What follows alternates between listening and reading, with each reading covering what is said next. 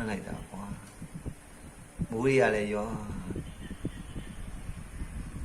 ရာသီဥတုတွေကလည်းအေးလွမ်းလိုက်တာကွယ်အိမ်ထဲမှာပဲနေနေရ